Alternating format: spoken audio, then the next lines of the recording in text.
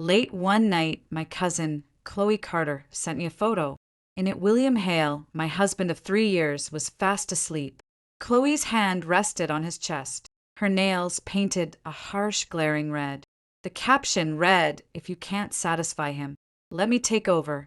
I stared at the photo for 3 seconds, then calmly forwarded it to the family group chat and tagged William's parents. 1 second. 2, 3. The group chat exploded. I put my phone on silent, listening to Chloe's scream coming from the guest room outside the bedroom, and felt an immense sense of relief. The phone buzzed wildly on the table like a shocked fish. I ignored it, poured myself a glass of warm water, and sipped it slowly. My stomach was calm, and so was my heart. There was no overwhelming hatred, no heart-wrenching pain I'd imagined. Probably because disappointment had built up for so long that the moment I saw that photo, all I felt was a sense of release. A quiet thought of course, this is how it ends. The guest room door slammed open. Chloe stormed out in my silk robe, her hair messy, her cheeks still flushed. She clutched her phone, so tight her knuckles widened, her eyes wide with rage. "Player, are you insane? You sent that photo to the family group chat." I nodded, even smiling a little at her. "What else was I supposed to do? Keep it for a holiday." She froze, clearly not expecting this reaction before. No matter how she provoked me openly or subtly, I'd mostly brushed her off or ignored her entirely. She'd grown, used to my backing down, never thinking that even a cornered rabbit will bite you. "Aren't you embarrassed? Your husband slept with me. How dare you send this out for everyone to see?" Her voice was shrill, sharp enough to cut glass. "The only people embarrassed here are you two." I set down my glass, stood up slowly, and stepped in front of her. I was half a head taller than her, and I could see every twisted line of her angry face clearly. "Chloe, you seem to forget this is my house. The robe you're wearing I bought last month. The man you're sleeping with is still my husband." Legally, my calm was clearly more devastating than any screaming fit. Chloe's bravado faltered, but she still snapped back.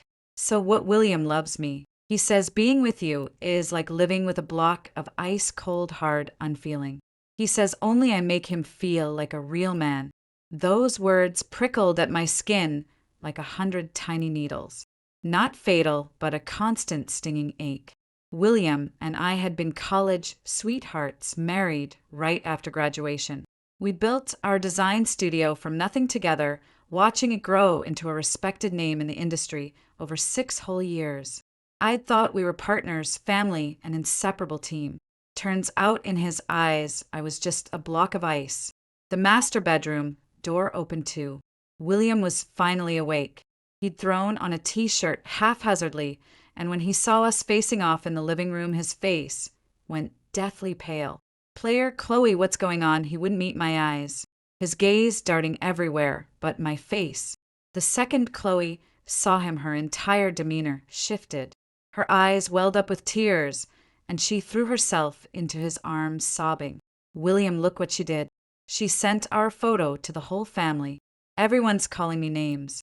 What am I supposed to do?" She cried like she'd suffered the worst injustice in the world.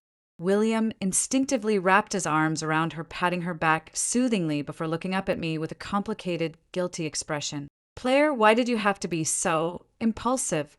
We could have handled this privately." Privately, I laughed bitter and sharp.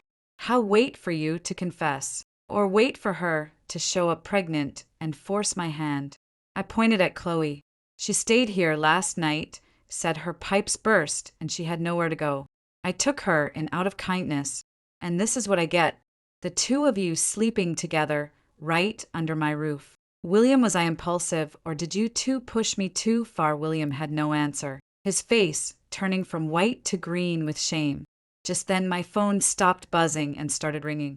The screen lit up with 2 words, "Margaret Hale." I answered it on speakerphone right in front of both of them. Margaret's voice came blasting through the line like a machine gun. "Claire, what is the meaning of this sending that kind of photo to the group chat in the middle of the night? Do you want to humiliate our entire family? If William did something wrong, couldn't you have kept it between yourselves, you mom?" I cut her off, my voice flat and steady. Your son slept with my cousin Chloe Carter right here in my house, in the bed I set aside for guests. How exactly do you suggest we keep this between ourselves? The line went dead silent. A few seconds later, Margaret spoke again, her voice noticeably weaker. Chloe. Which Chloe? Who else? My Aunt Diane's daughter. Chloe. She's standing right next to me, right now, wearing my robe, clinging to your precious son. I could picture the stunned, speechless look on Margaret's face perfectly. We're on our way over, right now. The call cut off abruptly, leaving only the dial tone. I looked at the two of them, huddled together, my smile turning colder. The show's only just getting started. In less than half an hour, the doorbell rang, so loud it shook the walls. William answered it. His parents stood outside, their faces thunderous. Margaret walked in first, her eyes scanning between me, William, and Chloe like a radar. When her gaze landed on the ill-fitting silk robe Chloe was wearing, her expression turned murderous. You ungrateful little fool. Richard Hale, a man obsessed with his reputation, didn't waste a word. He stepped forward and slapped William hard across the face. The sharp crack echoed through the silent living room. William's head snapped to the side, 5 bright red finger marks blooming on his cheek instantly. Chloe yelped and ducked behind William, looking like a terrified quail. Margaret fussed over her son, about to say something, but one look at me made her swallow her words. She hurried over to me, taking my hand in hers, her voice softer than I'd ever heard it. Player, you've been wronged. This is all William's fault. We'll make this right. I promise. I pulled my hand away, stepping back to put distance between us. Mom, don't bother. He cheated on me with my own cousin William. I want a divorce. The word divorce hung in the air, freezing the entire room. William's head snapped up, his eyes wide with shock and disbelief. Player, what are you saying? Over one mistake. You want to throw our whole marriage away, one mistake. I laughed like he'd told the funniest joke in the world.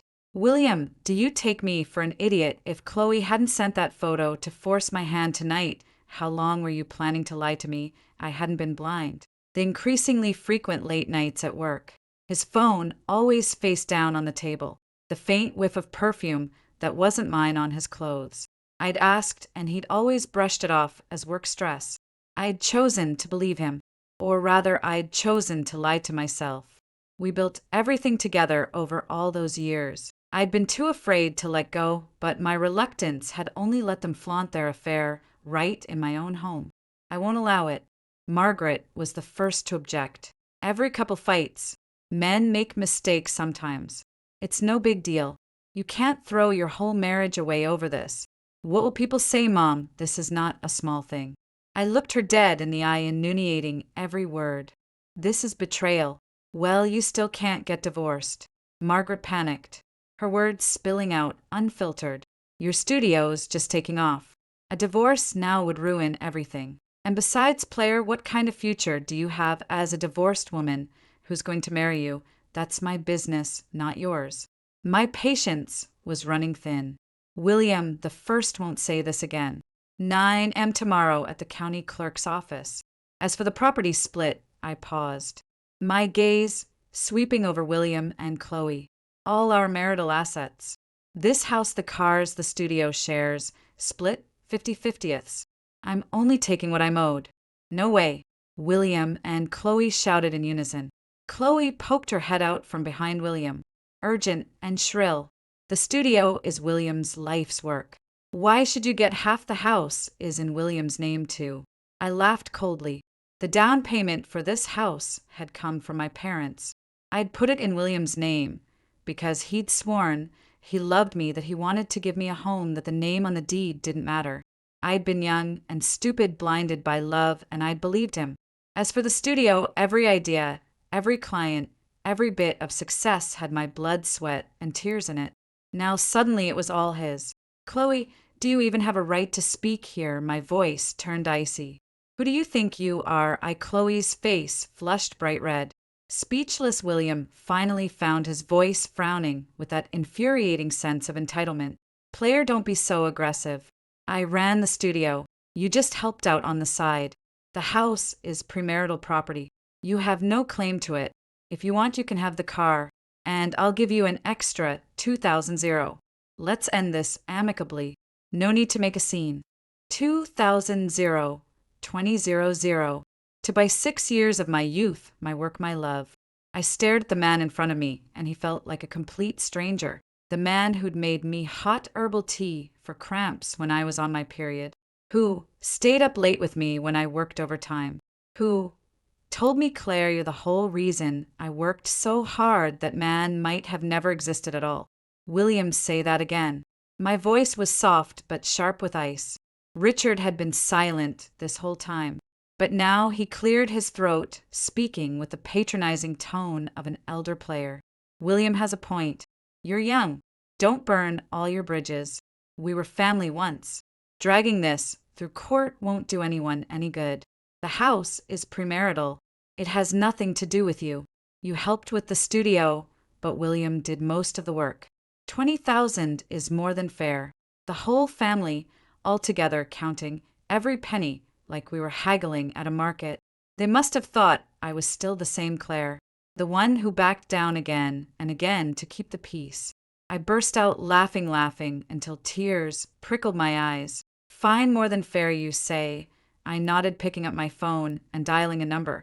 Hello, Aunt Diane. It's Claire. Your daughter Chloe is at my house right now. Yes, she's with my husband. I caught them. Do you and Uncle Mark have time to come over? The two of our families can sit down and talk about this more than fair deal you all seem so keen on. On the other end of the line, Diane's scream was even louder than Chloe's had been earlier. Diane and Mark arrived faster than I'd expected. They both looked harried, Diane's eyes red and puffy from crying, Mark's face twisted with shame. The second he saw Chloe cowering behind William, Mark's lips trembled with rage. You shameless little girl. You've disgraced our entire family. Mark lunged forward to hit Chloe, but Richard grabbed him around the waist to hold him back. Mark, calm down. Let's talk this through. No need for violence. The living room descended into chaos. Diane ignored the commotion, walking straight over to me and grabbing my hand, tears streaming down her face. Claire, I'm so sorry. I failed as a mother. She was just being stupid. Don't hold it against her, please. I looked at her, feeling nothing. Chloe had lived in my shadow her whole life. I got better grades. I was taller. I had a better job. I'd married a better man than any of her short-term boyfriends. Diane always said, why can't you be more like Claire? But deep down, she'd always resented me. Desperate for her daughter to finally one-up me. Years of that constant comparison and jealousy had twisted Chloe. Stealing my husband was probably her sick, long overdue victory. Aunt Diane, none of that matters now. I watched the chaos unfold calmly. William and I are getting divorced. Diane's sobs cut off abruptly.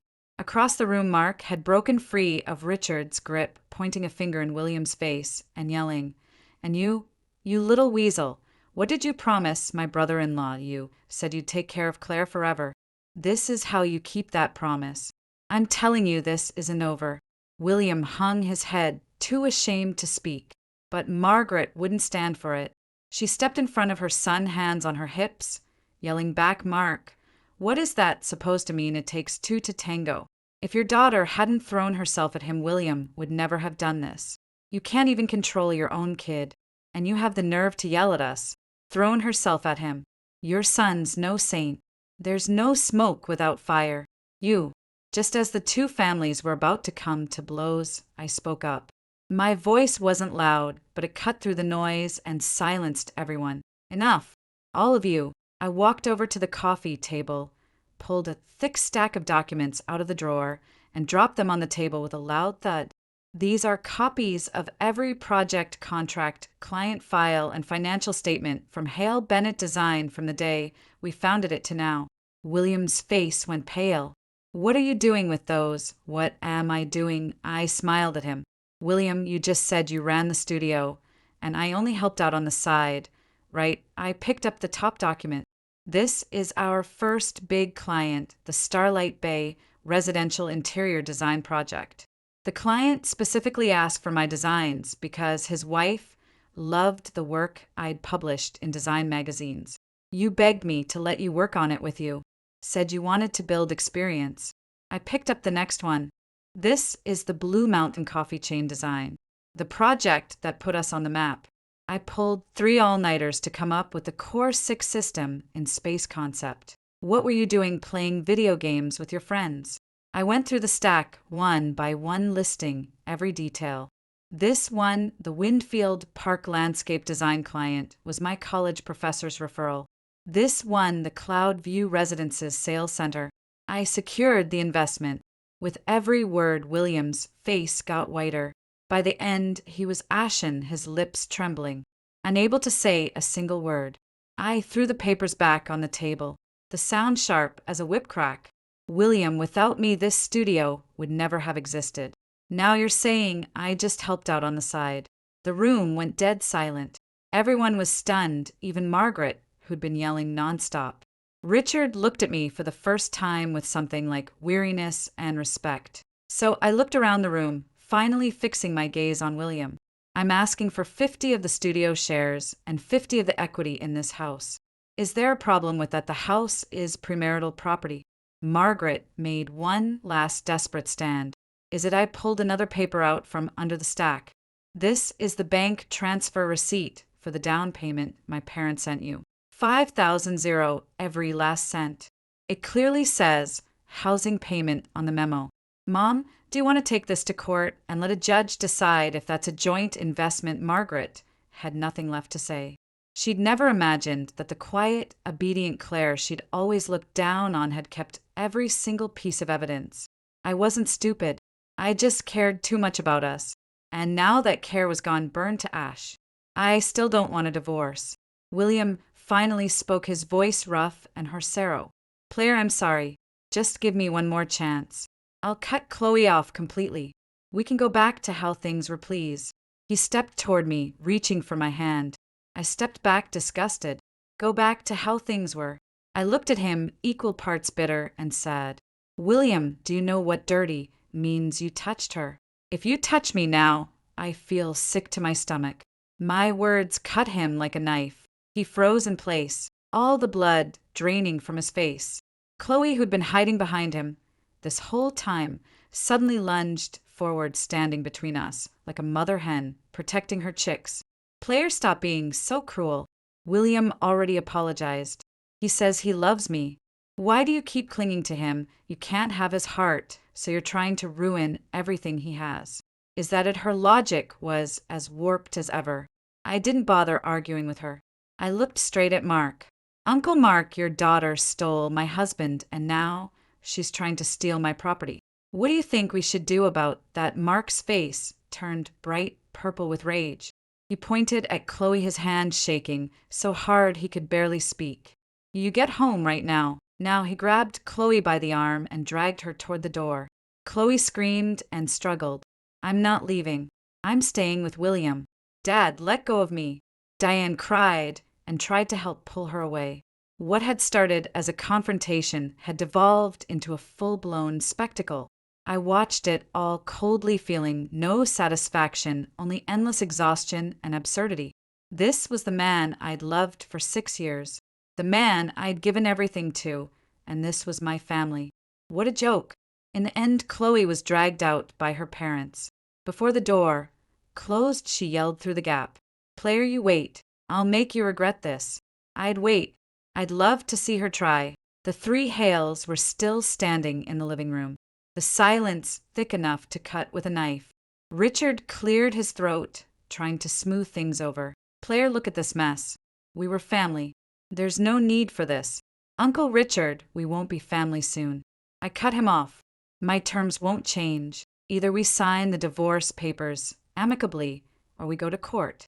And if we go to court, I'll present every last piece of evidence the studio's finances, the down payment for the house, William's infidelity, the judge. One by one, my gaze pointedly lingered on Richard. The studio's finances hadn't been entirely clean over the years. To avoid taxes, William, on Richard's advice, had cut a few corners. William thought I didn't know, but he'd forgotten I'd always handled the studio's books. Richard's face turned instantly grim. He was a businessman obsessed with profit and reputation. If this went public, not only would reputation be ruined, his own company could be dragged into it too. It took him all of 2 seconds to weigh the options. Fine, he said, his voice heavy. Well, do it your way. The studio and the house. Split $5,050. Dad. William and Margaret yelled in unison. Shut up. Richard snapped at them. Haven't you humiliated us enough already? He turned back to me, his voice softer. Player will have the lawyers draw up the papers tomorrow morning. Let's end this on good terms. I nodded. Agreed. I'd gotten what I wanted, and I had no desire to stay in the same room as them any longer. I'm tired. Please leave. I showed them the door. Margaret tried to say something, but Richard shot her a look that silenced her. He pulled a reluctant Margaret and a shell-shocked William out of the house. The second the door closed, all the strength left my body. I slid down the wall until I was sitting on the floor. Tears finally fell. Not for William, not for our failed marriage. For the 6 years of my youth I'd wasted gone forever. I hugged my knees to my chest and cried like a child in the empty living room. The next day, I didn't go to the county clerk's office. I hired a lawyer to handle the entire divorce process. I had no desire to see William's face ever again. The divorce went through smoothly. Richard was terrified I'd air their dirty laundry and pushed William to sign everything as fast as possible. I kept the house and paid William half the equity. The studio shares were split per the agreement. The day the divorce was finalized, my lawyer called me, his voice complicated. Ms. Bennett, there's something going on with Mr. Hale. What is it, Chloe? She's pregnant. I held the phone, silent for a long time. Then I laughed. Got it. Good for them. The cheater and the homewrecker. Made for each other. I just never expected their happily ever after would keep coming back to haunt me. After the divorce, I left the studio immediately. I took my clients and my core team and founded my own design firm. Bennett knew design and name for leaving the past behind and starting over. William's studio fell apart almost instantly with all the core staff gone and Chloe showing up to the office every other day to throw tantrums now that she was pregnant. The whole place was a disaster. Most of their old clients left, and the studio quickly fell into financial ruin. He called me a few times, begging me to come back and help him. Player Hale Bennett was our life's work. You can't just let it fall apart. William II, you slept with Chloe. Hale Bennett died. That studio is yours and hers now. It has nothing to do with me. Desperate, he tried to play the nostalgia card. Player, I regret it. I really do. I know now you're the only one who gets me. The only one who's right for me, Chloe. She's impossible. All she does is spend money and throw fits. That's the choice you made. Live with it. I hung up coldly. I thought that would be the end of it. I was wrong. Chloe was far more persistent than I'd ever imagined. Chloe had clearly decided that since we'd already burned all bridges, she had nothing left to lose.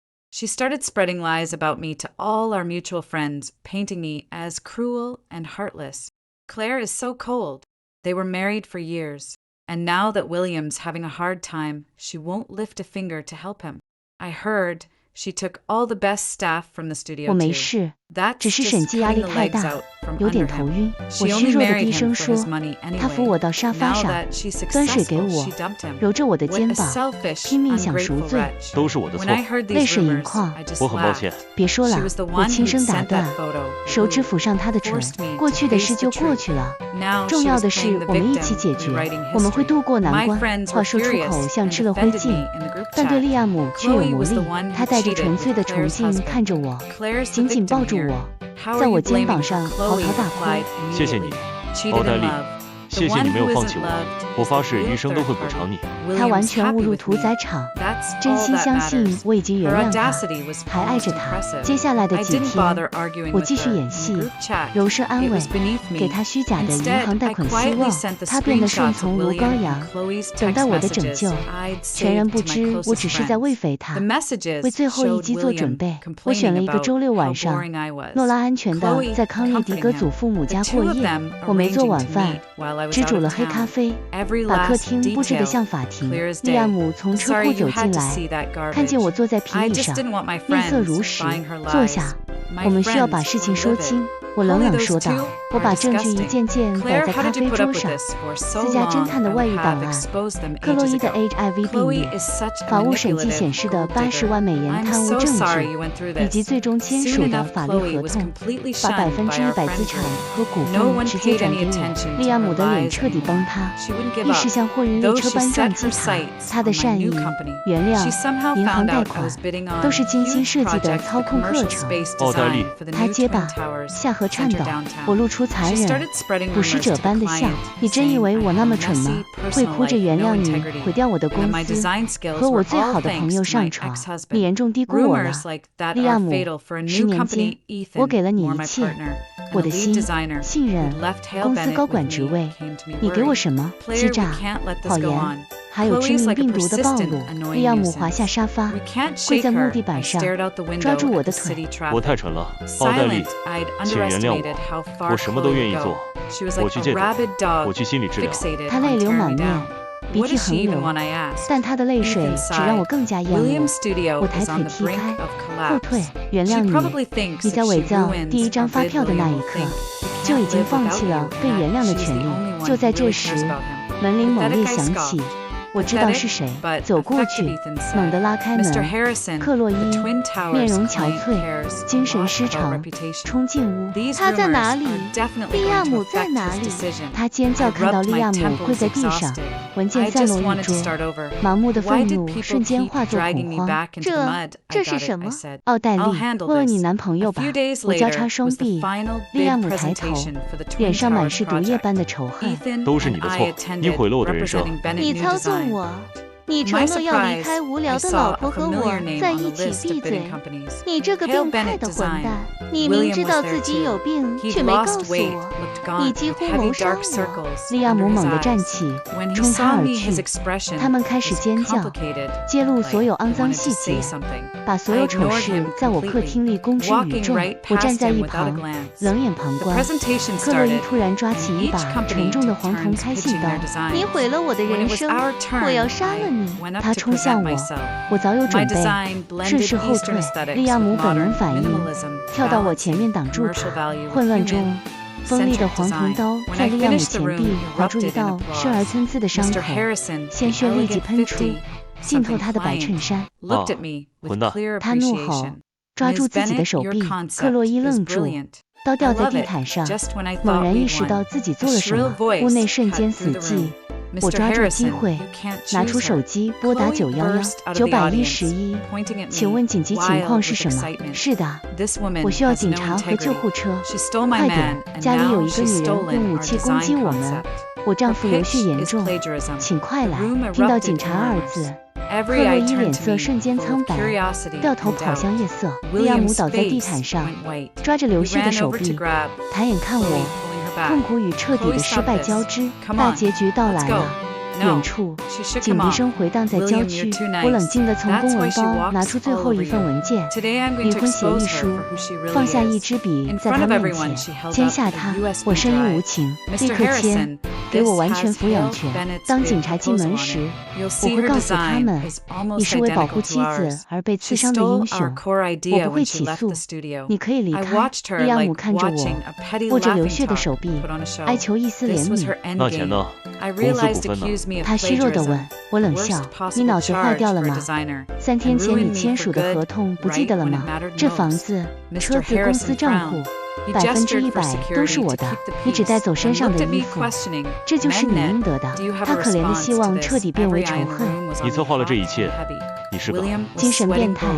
我俯下身，距离他几寸，和你拿传染病威胁我和我女儿的生命比起来，你和你兄弟盗走80万，与我夺回合法财产比起来，我夺回属于我的东西不是精神变态。利亚姆，这是正义。现在签下这张纸，否则我会把贪污档案直接交给侦探。警笛声震耳欲聋，红蓝光透过客厅窗闪烁，门上重重敲击。警察，开门！联邦监狱的威胁压过他的仇恨。利亚姆颤抖着带血的手指抓笔，在离婚协议上签下名字。那潦草签名是我们婚姻和他整个特权生活的官方死亡证明。我收起文件，走去开门，完美扮演受创伤的妻子，向警察解释克洛伊闯入袭击我，而勇敢的丈夫为了保护我被刺，救护员包在利亚姆手臂。警察记录陈述时，我偷偷打了最后一通电话。弗兰克，是我，联系 FBI 白领犯罪部门。你的线人，夫人正在公司试图销毁文件，告诉他们立即突袭，抓他现行。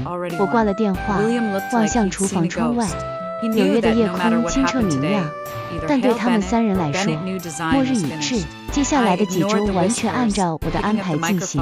克洛伊当晚在一家汽车旅馆被捕，因加重攻击罪以及故意隐瞒、鲁莽传播生物制剂 HIV 被起诉。这件事一经报道，立刻登上头条新闻，许多他的前任情人站出来，有的已感染了病毒。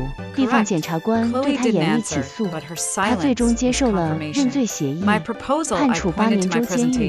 费恩在办公室被抓，手正放在碎纸机里，因为我匿名寄给联邦政府的法务档案，他根本无处可逃。他翻供认了电汇诈骗，最终被判处联邦监狱3年。我的前婆婆打电话给我，哭着求我撤销对她儿子的指控。我挂断电话，并拉黑了他的号码。这是他必须付出的代价。至于利亚姆，他得到了最终的判决。实验室结果出来，他确诊 HIV 阳性。他彻底崩溃了，身无分文，无业，在企业界被封杀。他卖掉自己的名表，凑钱买了一张长途巴士票，彻底从东海岸消失。而我3个月后回到诊所，进行了标准窗口期后的确诊 HIV 检测。当医生递给我结果，看见那醒目的阴性时，我在检查室里痛哭。那是彻底松一口气的泪水，是重获自由的泪水。我安全了。诺拉也安全了，噩梦终于结束，离婚迅速完成。利亚姆弃权，不提出异议。法官裁定无拥有诺拉的单独抚养权，并确认资产全部转移至我名下。利亚姆的法庭指定律师交给我一封他写的信，是一封可怜、杂乱无章的道歉信，祈求我对女儿说她好话。我直接扔进壁炉，未做回应。1年后，我和诺拉开始了全新的生活。我们搬出郊区，入住曼哈顿一套令人惊叹的顶层公寓 ，IDTUS 如今完全由我掌控，甩掉了所有累赘，创下了历史利润。我在行业杂志上被誉为独立、强悍的女强人 CEO。我站在沙滩上，眺望大西洋。我回顾过去这1年的残酷历程，我被推到边缘，被击垮，但我重建了自己，变得不可摧毁。手机在口袋里震动，是伊恩医生发来的短信。几个月前，在一个晚宴上认识的迷人、才华横溢的心脏科医生，他一直礼貌地追求我。你藏哪儿呢？今晚有空吗？我知道西村有个地方，他们的南瓜汤简直无敌，我敢肯定诺拉也会喜欢。我笑了，一个真正的、发自内心的笑容。我正在海边呼吸新鲜空气，今晚有空，起点见。别忘了南瓜汤。我把手机放回口袋，深吸一口咸咸的海风。一段黑暗、丑陋的人生篇章终于关闭，一个全新、阳光明媚、充满希望的篇章正在开始。信任一旦破碎，几乎难以重建。Her big plan for revenge had turned into a complete public humiliation. Security stepped forward, dragged a catatonic Chloe and a lifeless William out of the room. I watched the whole thing coldly. No satisfaction, just a tired sense of closure. This whole mess started with betrayal had finally ended in the most humiliating way possible. After the presentation, Mr. Harrison invited me for coffee. Ms. Bennett, I'm sorry you had to go through that today. He handed me a coffee. Apologetic. Not at all, Mr. Harrison. I'm sorry. My personal matters caused a disruption. I took the coffee politely. That wasn't personal. That was corporate sabotage. Dirty, but corporate all the same. He smiled. The sharp eye of a seasoned businessman, but your handling of it was brilliant. Even more brilliant than your design. I smiled back. When you're backed into a corner, you find a way to survive. He looked at me, thoughtful. I admire your talent and your resilience. The Twin Towers project is yours. I know you won't let me down. Thank you, Mr. Harrison. I won't. Walking out of the cafe, the afternoon sun was warm on my face. I breathed a long, deep sigh, feeling the weight that had been on my chest for months finally lift. Bennett New Design blew up after the Twin Towers project. Business boomed, and I was busier than ever. Keeping busy is the best cure for everything. I had no time to think about William, no time to hate Chloe. My life was full of new projects, new challenges, new goals. Occasionally, I'd hear updates about them from friends. Hale Bennett Design was completely finished. The scandal at the bid had ruined their reputation in the industry, and they never got another project. William laid off all his staff, sold the office, and was drowning in debt. As for Chloe, she'd had a miscarriage from the stress of that day. She blamed William for everything, called him useless, said he couldn't protect her. They fought constantly, their so-called true love worn away by the harsh realities of life. Margaret regretted everything. She said people to talk to me multiple times. Said she wanted to see me. Said William knew he was wrong and wanted to get back together. I just laughed it off. A broken mirror you can replace. A broken heart can never be fixed. A few months later, my Aunt Diane showed up at my office out of the blue. She looked years older, streaks of gray in her hair. The second she saw me, she started crying, grabbing my hand and repeating the same thing over and over. Claire, I'm so sorry. Please help Chloe. I pulled my hand away, my expression neutral. What's wrong with her now? She broke up with William. She's alone. No job, no money. She lost the baby. She locks herself in her room all day. Won't talk to anyone. I'm scared she'll hurt herself. Diane sobbed uncontrollably. So I asked, do you want me to get her a job or give her money? Diane froze, stammering. That's not what I meant. I just thought you two are family. Could you go see her, talk to her? Family, I laughed. Aunt Diane. When she stole, my husband sent that photo to humiliate me. Spread lies about me behind my back. Did she ever think we were family now? That she's ruined, suddenly we're family again. I'm not a bleeding heart saint. She chose this path. She has to live with the consequences. I called my assistant to show a sobbing Diane out. I thought that would be the last of Chloe and William. I was wrong. A few days later, I got a call I never expected. It was Richard Hale. He sounded tired. Old player. Would you meet me for a minute? I agreed. We met at a quiet cafe. He was already there, sitting by the window, a cup of tea steaming in front of him. In just a few months, he looked 10 years older. His hair was gray, his back hunched. None of the sharp, confident businessman he'd been before. Uncle Richard. I sat down, greeting him politely. Player, thank you for coming. He looked up at me, his expression complicated. How have you been? Good. The company's taking off. I'm busy. I kept it short. He nodded, silent for a moment, gathering his words. William, he's not doing well. My hand paused mid-sip. What do you mean? He owes a lot of money to loan sharks. Can't pay it back. Richard's voice was rough. Chloe talked him into it, convinced him to invest their last bit of money in some scheme. Said it would double their money. It was a scam. They lost everything. To pay it back, they borrowed from everyone they could, then went to loan sharks. Now the interest has piled up to an impossible amount. A few days ago, the collectors showed up, broke William's leg. Chloe panicked, took whatever money was left, and ran. No one's heard from her since. I listened, quietly feeling nothing. It was exactly the ending I'd expected. Chloe was selfish to her core. When disaster struck, she'd always save herself first. So you came to ask me for no, Richard shook his head quickly. I'm not here to ask you for money. Our family's problems don't involve you anymore." He sighed deeply, like he was letting out all the pain he'd been holding in. "I came here to apologize." He stood up and bowed deeply to me. "Player, I'm so sorry. Back then, Margaret and we failed as parents. We enabled William's selfishness and his cowardice. We chose to protect him and hurt you. When you needed us most, we always thought a man's mistakes were nothing. We thought we could sacrifice your feelings to save face, to save our money. Now I know we were wrong. So wrong. We threw away the best daughter-in-law we could have ever asked for. And the boy we protected, he's a hopeless lost cause." His voice was thick with regret and grief. I looked at his gray hair, my feelings mixed. "Uncle Richard, it's all in the past."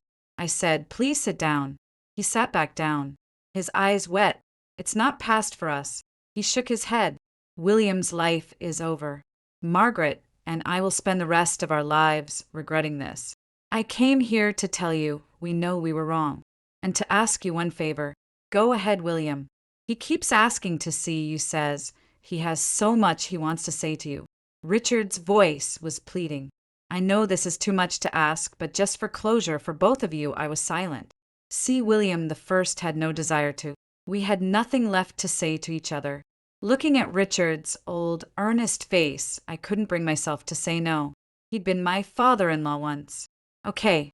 I heard myself say, "Send me the time and place." I went to the hospital, pushing open the ward. The strong smell of antiseptic hit me immediately.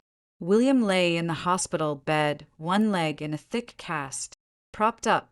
He was gaunt, his eyes sunken, his face covered in stubble. He looked older than his own father. Margaret sat beside him, peeling an apple. When she saw me, her hand slipped and the apple fell to the floor. She stood up, awkwardly opening her mouth, but unable to say a word. William heard the noise and turned his head. The second he saw me, a flicker of light lit up his dull eyes. "Player, you came." His voice was rough, like sandpaper. I didn't walk closer. I stood by the door and just nodded. How have you been?" he asked. The same empty question. "Good," I said. Then a long, heavy silence. Margaret broke it first. She picked up the apple from the floor, mumbling, "You two talk. I'll go get some water." She hurried out of the ward, almost running. It was just William and me. "Now, Plier, I'm sorry." He finally said it. "I know it's useless to say now, but I really am so sorry." Tears rolled down his sunken cheeks. I was an idiot. I let greed cloud my judgment. I listened to Chloe's lies. I treated you so horribly. I always thought you were too strong, too independent. You never needed me for anything. With Chloe, she relied on me, looked up to me. It fed my stupid ego. I thought that was love until she took all my money and left me when I needed her most. I realized she never loved me. She loved the money, the nice life you built for us. I realized too late. I lost you and I ruined myself." He rambled on, half confession, half talking to himself. I listened, quietly, not interrupting. If I'd heard this before the divorce, maybe it would have hurt. But now it was like listening to a story about a stranger. "Are you done?" I asked when he fell silent. He stared at me blank. "If you're done, I should go. I have a lot of work at the office." Player, he tried to sit up, but jostled his leg and winced in pain. "Don't go. You can yell at me, hit me, anything. Just say something." Say what? I looked at him, my voice completely calm. "William the First didn't come here to listen to you apologize or to gloat. I came here for closure. The second you betrayed me, you and I were done. You're good. You're bad. Your life, your death, none of it has anything to do with me anymore. I loved you once. I hated you once, but now I feel nothing. Nothing." That word was more devastating than any insult, any anger. The light in his eyes went out completely, like a candle snuffed out by the wind. Go. He closed his eyes, his voice empty and dead. "Don't come back." I nodded, turned, and walked out of the ward without a single backward glance. Outside the door, Margaret leaned against the wall, crying silently. I walked right past her without stopping. Walking out of the hospital, the sun was bright and warm. I tilted my head back, took a deep breath, and let it out slowly. The last little bit of weight on my chest was gone. My phone rang. It was Ethan. Player, where are you? The client has some new notes on the cloud side complex design. We need to have a meeting. On my way. I smiled into the phone. I hung up, slipped my phone into my bag, and walked into the crowd. My heels clicking on the sidewalk. The sun was shining. The breeze was soft. My new life was only just beginning. As for the people and the pain of the past, they could stay buried there forever.